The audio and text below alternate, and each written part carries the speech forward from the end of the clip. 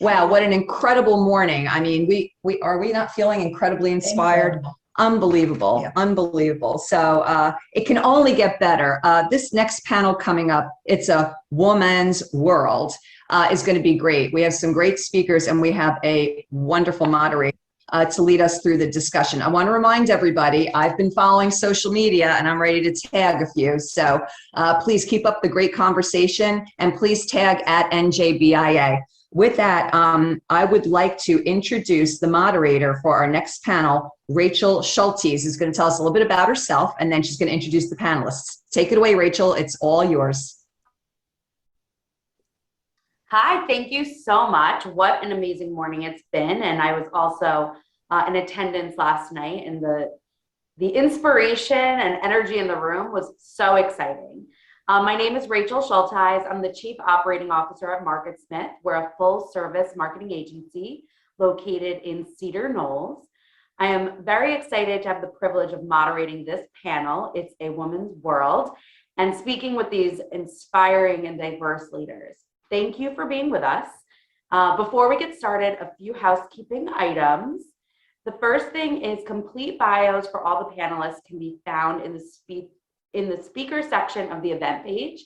So we're not going to go through all their bios in full detail, but please check them out. They are incredible women. Don't forget to hashtag NJWomen to keep the conversation going on social media. And I guess also tag at NJBIA. And then we are going to operate this panel more like a conversation. So we're going to cover some great topics related to women in the workforce and discuss the mountains that these incredible leaders have climbed throughout their careers. We have an hour slated for this panel. So the first 45 minutes we're going to spend as a group in open discussion. And then the last 15 will be for questions. So please, you can put your questions in the chat throughout, and then we'll make sure at the end that we get through them all. So it's my pleasure to introduce the panel. First, I have Ty Cooper. Ty is the Chief Community Development Officer at the New Jersey Economic Development Authority, the NJEDA. I have Dorian Hansen, Executive Vice President, Chief Marketing and Product Officer, Head of Digital Transformation, Operations and Client Service Support at Investors Bank. Dorian, you have a very big job there. And last but certainly not least, Myra Linares, who is Vice President of Public Affairs and Communications at Liberty Coca-Cola Beverages. Thank you all for joining me today.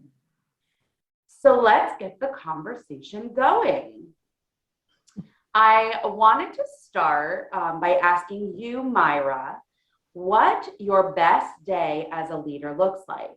Can you describe how your morning begins, what you face when you get to the office, how you feel before you close your eyes at night? Thank you. It's a great question. I'm glad to start it off. First, it's a pleasure to be with all these amazing women amongst a lot of other panelists and participants that we may have. How do we start? How do I start the morning? I get up in the morning. I try to squeeze in a workout before I have to get my kids up. I have 3 kids, mom of 3, 16, 8, and 5. After getting them to school, come back home and head to the office, which is the kitchen on most days. And my husband just doesn't understand why I can't go anywhere else, but it's where I'm comfortable, okay? So the fridge is there, I can watch my news, I'm on a high top. On most days it's that way, but you wake up thinking of all the million things you have to do in a day and how much time do you have to squeeze it in, making sure who's picking up the kids or who has to drop off or pick up that day, and then figuring out what other priority items that we have to get out the door, and hoping that you don't have some last minute pieces that just come in, whether it's media inquiry that throws your whole day. Nothing else is more important than getting back to the press, or just managing through pieces or elements that are going through the company as you go. But it's really challenging, I have to say, because sometimes you end up with days that really have you working until 9 o'clock, 10 o'clock. And it's not every day, but there are those days where my daughter says, Mommy, can you just close the laptop? And, you know, it may be those days that I just can't. She says, stop selling soda, Mommy. I was like, we sell water also, okay? So, but it's managing that time, and you know, sometimes I'm like, well, let me just call my Uber, because if I have to close my computer, maybe that'll help me. But then taking the time off. So at night, preparing what are the most important things I have for the next morning, and what I have to do to prepare. But one of my best days is a day that I can do something like today, engage with other people, or engage with our teams. My job is about relationships and being able to engage and nurture relationship. If I'm leading someone else to also support a community or their teams, that's a day that I feel that I was productive. I love that. And it's so true. You know, we never know what's going to throw us a curveball, whether it be work, our children, our husbands, whatever that is. And we have to be prepared to pivot, right? I think that's the word of the era these days. Dorian, how does your best day differ? Are there any rituals that you partake in to stay motivated? Yeah, Myra, I admire you. You have 3 children to send off in the morning. That in itself is a job. You win. I don't have to do that anymore. So it was fun, but I'm glad I don't do that anymore. So my mornings are really quiet, actually. You talk about a morning ritual. I talk so much throughout the day, and I'm so engaged with a lot of people that my mornings, I don't speak. I'm just very quiet.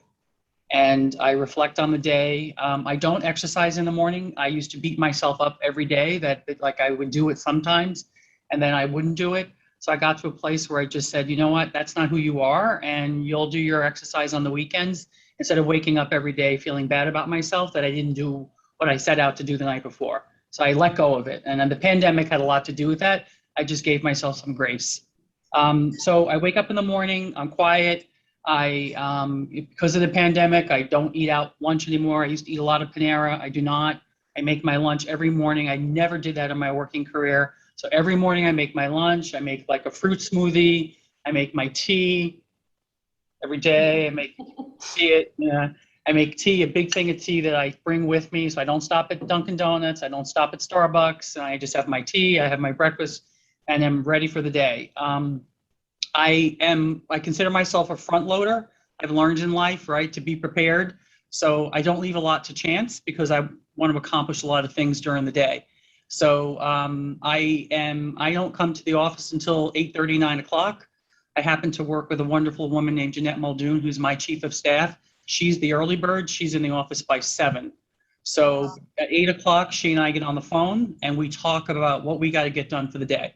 We also do this every Monday morning because I drive in, have a long ride in, and we talk about the entire week. And then every morning we talk about the day. So it's a lot of planning that goes in, a lot of choreography, because I shoehorn in a lot of things. I go from meeting to meeting to meeting. And to your point that sometimes, a fly gets thrown into the ointment and things go awry. But I can generally get it back on track because I try not to leave things to the last minute. And, in school I did that, the person that had to do the book report, the night before, God punished me and gave me a son who did the same thing. So in my adult working career, I do not do that. I try to stay on top of it all. For me, when I go to bed at night, I do really try to let go of it. I feel a great sense of accomplishment. I take a lot of pride when the people on my teams are getting stuff done. They're hitting their dates, they're accomplishing things. It's really tangible. So I take a lot of joy and a lot of pride in seeing smart people that I have the good fortune of working with on my team doing things that they thought they couldn't do. Like the deadlines are too tight. The order is too tall. It's too much to ask. And I have a lot of confidence in the people that I work with. And sometimes I see greatness in them that they don't necessarily see in themselves. I try not to look at my phone when I go to bed at night, but I am that person that has it by the bedside. And so generally, if I wake up at 2 or 3 o'clock in the morning, I look at, as sad as this sounds, I look at the New York Times to see COVID positive, how many people are hospitalized and how many people have passed. So I doom scroll, which I know I shouldn't be doing and I know is really bad. But again, that's what I do. So, and I started all over again. And I do exercise and I hike and I do elliptical and I try to do my cardio, but I jam that all in on the weekends. I love that. And I actually wrote down, Dorian, you said, give yourself some grace. And I think that that is something everyone can take away. And I know personally I struggle with, we're very hard on ourselves. And I think that's a really, really important message. Thank you. Thank you. Ty, so I know we talked a little bit about before we started this session, influencers that we've had along our own journeys.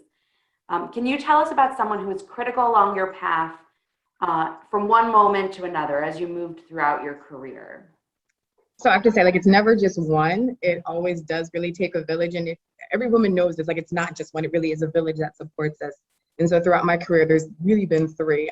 One is Micheline Davis, who is phenomenal, a former EVP over at RWJ. Now she is spearheading a new initiative, helping to make sure we have a pipeline of Black and Brown doctors, which is so incredibly important, especially as we're coming through COVID. So Micheline Davis is like the hero to all women. She's amazing. The second one is Joyce Harley, who was actually the first Black woman to serve as mayor in South Orange. She was also the first Black woman to be the business administrator for Essex County. I'm clearly Essex County all day, every day, Essex County first. But these two women are such dynamos in their own right. And then the last one is Maggie Moran, who runs Kivett, who's one of the youngest chief of staffs for a United States Senator, in addition to working for a governor. So those three women, whether they know it or not, have helped to really shape and shift the work that I'm doing. They brought humility to me, they brought honesty to me, and they brought integrity. And, you know, sometimes when you're entering into spaces, like for my first job, when I was like terrified of everything, to the second job where I was, you know, climbing the ladder, I thought was so great.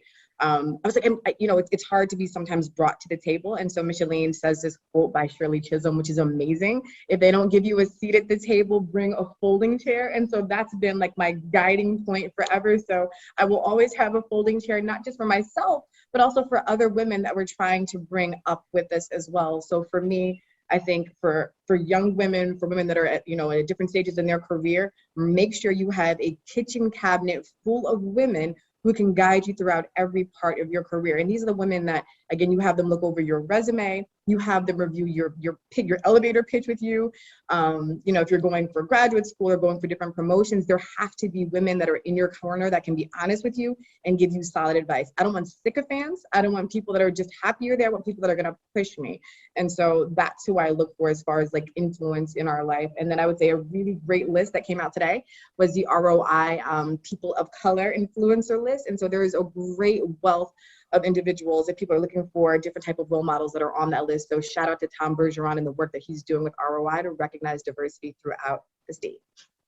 I love that, Ty. Right? I think you're absolutely right. You know, I've had different women throughout my life as I've worked, and you know, there are some women that don't bring others along with them, and some that truly take you under their wing. And it sounds like you've had some really incredible people who have taken you under their wing. And I think that we all need to know how important that is for the women moving forward, that we do that. So obviously your career, Ty, has been mostly focused within government. So talk to us a little bit how the workforce has changed within that market over time, and the role that women play today and how that differs over time as well within your sector. Right, so I would say that there's a couple different things. So we'll get into some statistics, but folks have always heard this phrase that if men are 60% prepared for a job, they'll apply for it.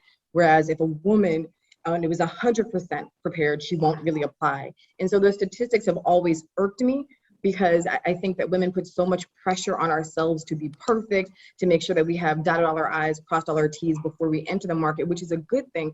But we're so much more overqualified, I think, than we will ever know. And so it's just take the leap of faith in that. So that statistic has always bothered me, because I don't think it's actually true or impactful or effective.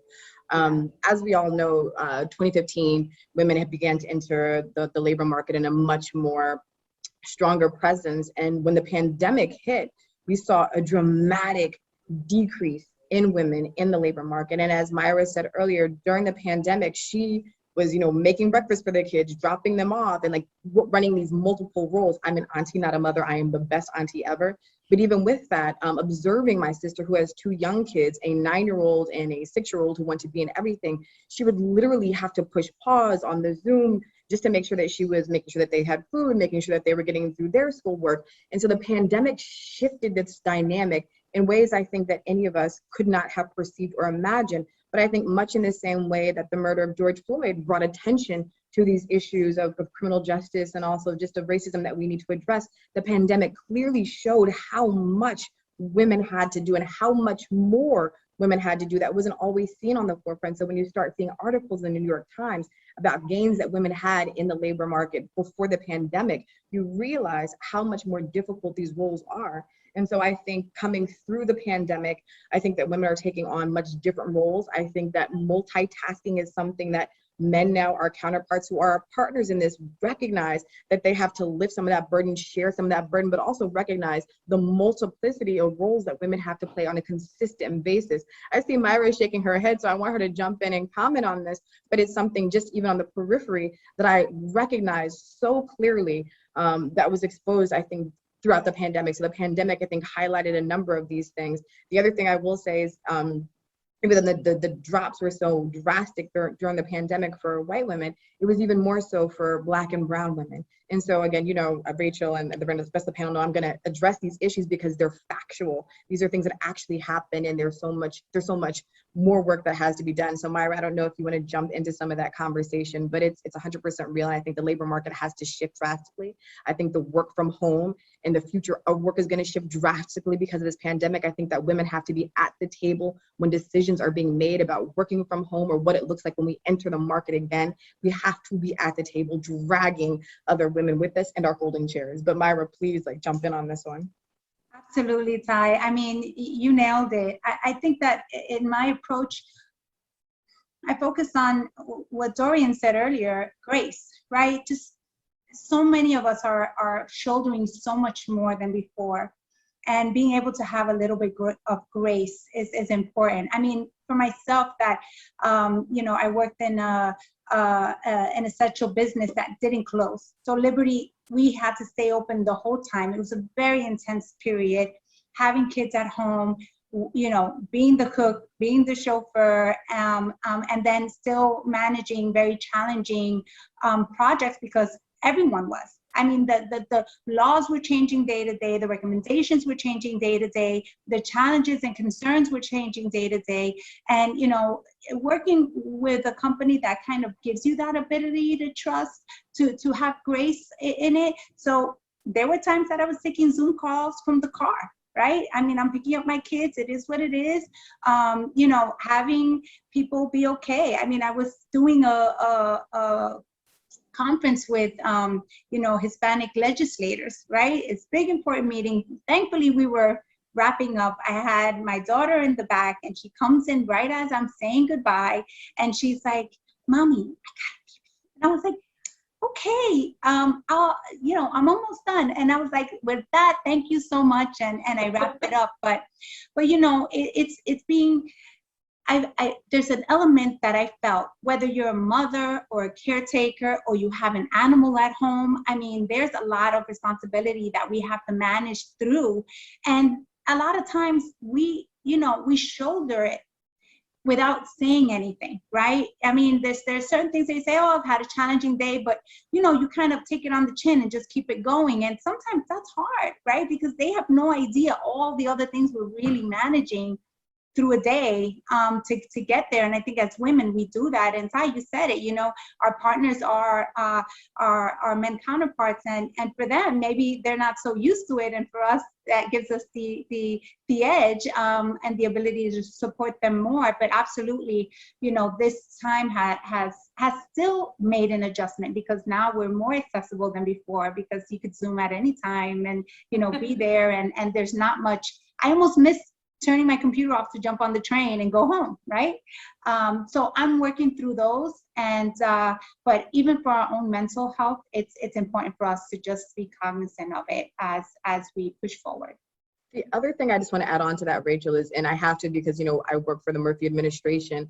And so when I look at the dynamics and the makeup of his administration, there are more women in leadership roles than there have been in any other administration. And so I say that not just because I think he's doing a great job and he's our governor, but also if you look at the front page of nj.gov and look at who's leading these different spaces, whether it's health or the Secretary of State or who's running back or who's leading the New Jersey Redevelopment Authority, there are women that are leading these roles that have never done so at such a high performance or high capacity before. And I mean, if you look at the work that our Commissioner of Health did during COVID, I mean, she was dynamic.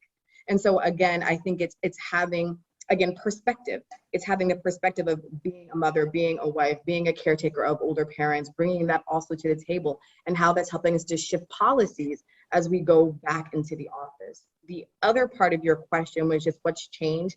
And I will say for me, and I know it's the same thing for Dorian and for Myra and Rachel, I know it is for you, to watch some of these women, these younger women that are coming from grad school, undergrad, come through the door and be so prepared and walk in with so much of their power and self-esteem because they've listened, they've learned, but just the brilliance and just the dynamism that these women walk in with, it gives me so much encouragement. Like when I look at my niece, she's only 6, but she's going to be phenomenal, obviously. But to look just at the way that she's not afraid, exactly, right? Not afraid to speak her mind, but to watch how these women walk into these boardrooms and are so confident and so prepared. That is something that gives, I think, all of us so much hope. Like we know that there's a pipeline of women that are coming behind us that are going to really be trailblazers beyond anything we've done. So I am excited about what that looks like moving forward.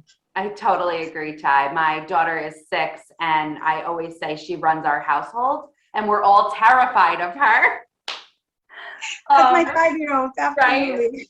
Right? But Dorian, so, you said that your children are out of the house, right? So the pandemic and the impact it had on women was very different for you and different for your employees who may have children in their home. So can you tell us a little bit about what changed for you and how you changed as a leader to help your team? So I have never been a work from home, employee. I've spent my entire career in office settings. I don't have a home office, but the thought of home office, like that's just WFH, work from home, like all that was never in my ecosystem, if you will. And so when the world came, to an end, that day in March, right? And then it was, all right, we got to run a bank. And I live in Brooklyn. I have a home in Brooklyn. And as we all know, New York got hit hard, like New Jersey. And it was a very, very dark period of time in our history for each other as communities. And, I would just listen to the sirens, it was just constant. And it was really hard to, get up every day and think like waiting for something to get better. And you were just filled with more bad news.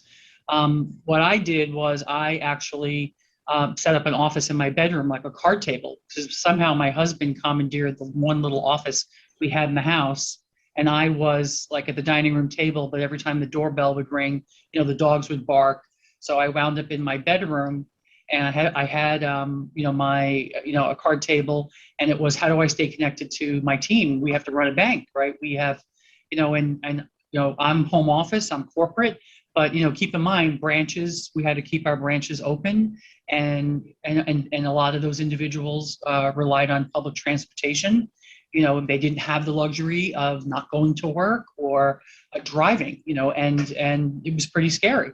So we were, very, very nimble in the beginning around how do we keep our branches open? How do we keep our employees safe? Maybe we'll use the drive-through. If you need to make an appointment, you need to come into the branch for a reason to get to your safety deposit box. You need to make an appointment. So those were things like being able to book an appointment online was not something that the capability that we had at that time. So being responsible for digital transformation, that's kind of a scary thing to be doing in the middle of a pandemic, because you got to be able to provide services to customers remotely, right? So we were a little fortuitous that we had a lot of good stuff that we had stood up that made that transition easy. So it was making sure our customers could bank, making sure our employees had laptops that worked at home. I have responsibility for a call center, having a call center disperse and do it from their home. Did they have good Wi-Fi? Did they have speed? Did they have headsets? You know, where did they have a place in their home where they could take calls from customers? And you talk about like mental health and trying to keep ourselves, you know, positive and keep ourselves motivated when, you know, there really wasn't much to be, you know, excited about. There was really nothing. It was just more bad news. And George Floyd and, you know, all the protests and just, you know, seeing so much pain and sadness, it just was relentless. And, you know, funny, with the government stood up the PPP program, right? The Paycheck Protection Program. That became, for me, like my Prozac, if you will, because it gave me a purpose. It gave me and a lot of people on my team that we had to help businesses, and we stood up our technology, you know, virtually overnight, and we worked literally around the clock. There were days that I did not, you know, I slept a few hours. And I have a coworker, Jason Bacharach, who's he's here with me, and we would have a contest about who could walk the least amount of steps in a day, the least, because we weren't leaving our home. Like in Brooklyn, it really wasn't need to go outside with a mask and go where, right? Everybody was so nervous, and you know, remember the rules in the beginning: you should wear a mask, you shouldn't wear a mask. So everything was just so changing all the time. So I really didn't leave the house. There was no reason to, and one day I looked at my watch, my Apple Watch, and I had walked 66 steps because my bathroom was close to my bedroom. I was at my desk. My husband was bringing me my lunch, and I won that day because I only walked 66 steps. Wow. So, you know, I can laugh about it now, but you know, it changed because the world turned upside down, and we had to roll with it, and we did. And I always say about that moment in time, the people that were in my life where I could only see them virtually, and that was that way for many, many months.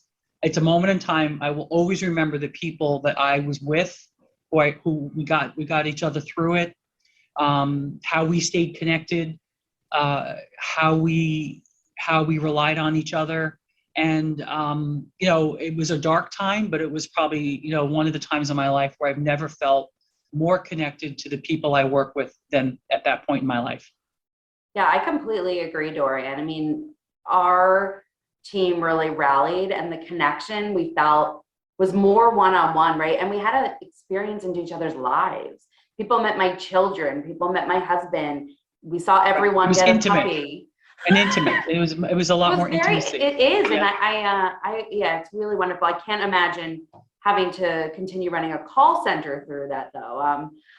That's definitely a challenge. Ty and Myra, did you change anything in your leadership style to really navigate through the challenges your employees were having? I would just say this. I think the state in general responded to this crisis really well. And I mean, I'll speak for EDA, but you know, the pandemic hit March 17th, everything shut down. Come May, we had already stood up a grant program to help small businesses, not realizing how bad this was going to be. 18 months later, I look at that, you know, $5 million program that we started initially and what turned into a $585 million program that was able to help over 80,000 businesses with everything from, you know, grants to loans to technical assistance to ensuring that small businesses understood the importance and value of e-commerce to reconfiguring their websites to setting up, like you said, Dorian, a call center. We had to pivot in ways I didn't even think were imaginable. And leadership really does stem from the top. So I've said the governor, but I'd be so remiss if I didn't mention like our CEO, Tim Sullivan, has been dynamic. I mean, ever since he came to EDA, he's been dynamic. But I think really for him, he had such a heart, like a public servant's heart, to help as many people as possible. So I don't say those numbers lightly. If you think about the amount of resources that was given out to make sure that not just restaurants, but also daycare centers.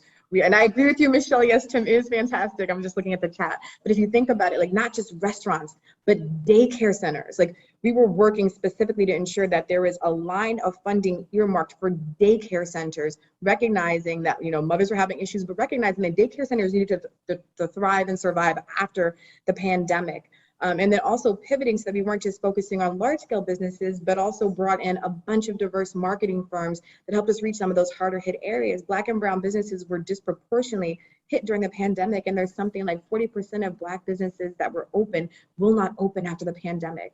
And so we made sure that we were hitting those target areas, doing direct marketing, but making sure we were also providing technical assistance. Like, there are so many businesses that still operated, like, writing things down as opposed to just putting things in QuickBooks. But those small changes, making sure that you were just there to listen to what people's concerns were, was so much more valuable, I think, than anyone can imagine. But being able to pivot, being able to be nimble, being able to stand up a really dynamic phone system, that customer care system to help small businesses that needed it, recognizing the wraparound services for small businesses, not just at EDA, but NJRA with Leslie, HMFA, and then also with DC, Department of Community Affairs. So really having a wrap-around approach. So people should be excited. Government just didn't operate in silos. We were really intentional about getting as much information out to as many businesses as possible because they were all hit so hard. And so I think government really took a step out to make sure that we weren't getting in each other's way, but we're being as supportive as possible. And the other thing I was add outside of like the public facing thing, which was, constant, nonstop, but was also on the internal side, making sure that our internal communications was set up in a way that if folks were having issues at EDA, they knew that somebody heard them, making sure that people knew that if there was any type of health issues that they were having, public health especially, or mental health especially, like we had hotlines to make sure that people knew that they were not alone. And I would say, again, just credit to Tim, who made sure that he was in constant email communication with folks. We were still doing quarterly town halls, but virtually, to make sure people knew, A, that we appreciate what you're doing for these 80,000 businesses that we were able to help, but also that you're not alone, like we are doing this as a team. And one of the things we say at EDA is it's one NJEDA with multiple locations.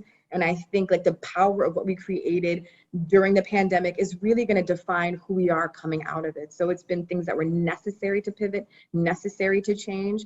And I'm really glad we did. And we also work really closely with all of our chambers that were fantastic, and work really closely with NJBIA to get the message out. The chambers we hadn't worked with before, so the LGBTQ, Hispanic, African American Chamber, Veterans Chamber, they were such phenomenal resources and have continued to be great partners throughout this pandemic and onto the recovery side as well. I love that you just said the power of the pandemic was it could define who you were coming out of it.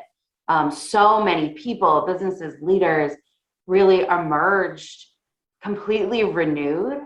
And as much tragedy and challenge as there was through it, it was inspiring to see how people embraced that and what changed from it. So Myra, did you change the way you're managing people through the pandemic? Yeah, I think, public affairs, you touch all the departments, right? Because each department has some issue or concern or procedure that you have to participate in. So even just becoming more accessible. I mean, we do a lot of events, community communications, manage press issues, but during COVID, we got hit hard because you forecast what you're gonna, produce so that you can get out there. And when everything stopped, we sat on all this product and we turned it around and said, it might have been a financial loss, but we're going to make it a win for our community. And we started just donating that. It was over 800,000 bottles of a product that we gave out to hospitals, first responders. And even just doing that, we had to figure out who was going to volunteer to make those donations, right? We had separate teams that would go and deliver it because you weren't really allowed to go into the hospitals. You had to kind of meet them outside. And even just that, the people that volunteered, you have to see the pride, right? So they go deliver it, take a picture, send it back, and we have an internal communication. We would send these photos out and hopefully inspire those that are doing work day to day. To keep going, because it was a challenge. And, someone said it earlier, we didn't know, wear masks, don't wear masks. I can't tell you how many procedures we put in place, how many cleaning. I mean, there's just so much that was done, that was changed. But being able to pivot, as Ty said, to be able to be nimble and just go be supportive of whoever's need was really critical during a time that there was just an immense amount of stress, and being human through it. How you doing? How's it going? Taking those 5 minutes. The humanity is so important. To say, is anyone else having a day? Yeah, we're having a day, and that just helped us kind of get through and push through. Yeah, thank you. So I know we are nearing the end, and so I want to make sure we have some time for questions, but I do want to ask a final question for each of you to answer. And that is, what is a gift that you can offer future women leaders?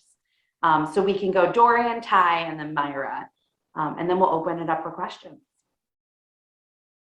Oh, you're on mute, Dorian. How many times have When how will many we times have move I on from that, right? how many times have we done that this year, right? Oh, sorry about that, everyone. So I love this question. Thank you. And I've given this a little bit of thought because it's, the opportunity to share something, to give a gift. I listen to a lot of podcasts. When I do hiking and walking on the weekend or driving, it's like being read a bedtime story every day. So I find it incredibly relaxing. And there's a podcast by, if you know Pod Save America, John Lovett, and they have a company and they have a podcast. It's called Edith, and it's about Edith Wilson, who was the wife of Woodrow Wilson. And a little, this is in 1919 and 1920, but Woodrow Wilson was credited with being the architect of the League of Nations, which was, before the UN. And he won the Nobel Prize for that. But he had fallen and was in a coma for 6 months. And the woman that ran the country was Edith. So I think about her, and then I think about Sheryl Sandberg, who we all, hold in, an amazing woman. But she was brought into Facebook because there was this kid that came up with a really good idea, and they needed an adult in the room. And, Facebook is what it is because of Sheryl. And, you think about that. So that was a woman coming into the man's world, right? And then I think about what recently happened in the state of New York with Governor Cuomo. So Governor Cuomo had to resign, all the things that he did in his career. That's a conversation for another day. But the lieutenant governor, she stepped up, Governor Hochul, and she has been in, a public servant for 14, 15, 16 years. And highly qualified woman to be governor, but how she got her shot was because a man in the room misbehaved. And then I think about what recently happened with Jeopardy. So the scandal with Jeopardy, right? Maya Bailiff, right? Remember the smart the girl, the young woman who now is the Jeopardy host? When they were like, oh my gosh, Jeopardy, what's going to happen? She's like, tell me what it is I can do to help. And she stepped up. So a lot of times the opportunities that come our way are because a man drops the ball, does something, right? And that's our opportunity. That's when the window opens, that's when the door opens, and we jump through. So my gift or my thought here would be, you never know what's going to happen. And you never know where that opportunity is going to come. And just be ready, just be suited up. Just always be on top of your game, be prepared, and just, if an opportunity like that happens, or something like that comes your way, be that utility player, be able to pivot and step up, and, and that's how sometimes we get our shot. I love that. Dorian, I love that you had a story beforehand. That was amazing. Rachel, since we're just going in the line that you told us, I would say the first thing is, whenever Michelle asks you to do something at NJBIA, just say yes.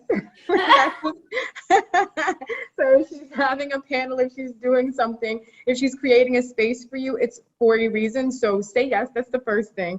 So thank you, Michelle, for having all of us today, honestly. The second thing is, don't be afraid. Be fearless, ask the questions, ask for the raise, ask for the promotion. The worst thing they can say is no. And no is not that bad, because that means you're going to keep on going back until you get a yes, right? So don't be afraid to ask, and have boundaries. Like, that's the thing I think this year has taught all of us, is how to have grace for ourselves, but also how to create boundaries in extraordinary circumstances and situations like what happened this year. So again, grace, boundaries, and say yes whenever Michelle asks you to do something for NJBIA. And those be my And Myra. So I've been taking notes, ladies, because this is amazing. And I think that this is where we build each other up by just sharing best practices and thoughts. So I'm going to definitely check out that podcast. You know, I'll share 3 things too that has helped me in my career and that has been important. One is there's no small or big job. There's a job.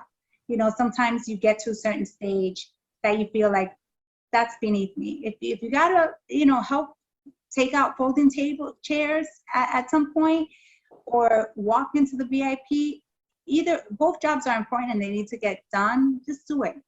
The second one, which to me was really important, is stay true to yourself. You're gonna have challenges through your career. You're gonna have success. But when you hit those challenges, just reminding yourself who you are and what you can do will help you get through that. I mean, I myself I've hit challenges that really can cripple you if you don't stay true and say, wait a minute, I know my job, I know what I can do. Give that person what they want and do the job you need to do, and it's gonna find its way. And then the last thing is, you know, help build your team, help build others. Your network is so important. If you can give back or help bring someone up, it's always going to come back to you and be a benefit to not just yourself, but your future. You know, I always think of my children. I'm like, you know, this young lady that I'm helping today may have to hire me one day because she's going to be such an all-star. You know, that's what my hope is. So those are my 3. I love that. Thank you. So before I officially wrap us up, there's a few moments for some questions. I didn't see any come through the chat, but if anyone wants to, feel free to post some right now. Give it a few minutes. No, I don't know how there could be no questions. All right, well, while we wait for them to come in, I'll give you reminders just about the future sessions and kind of the day as a whole. So just as a quick reminder, there are 3 on-demand breakout sessions that are available. So make sure you check those out. Our panelists again were Ty Cooper, Dorian Hansen, and Myra Linares, and their bios are available throughout the program and the website. So be sure to check them out. I hope that you all took notes. I definitely did. I have a few quotes that we'll be sharing on MarketSmith's Twitter, absolutely, because I like to live tweet events. So sorry for you ladies. But this was incredibly wonderful, and I appreciate the NJBIA asking all of us to attend and for giving me the privilege to moderate this panel. So thank you all for joining us, and thank you for Michelle for having us. Thank you, Michelle. Thank you, everyone. Thank you, Michelle.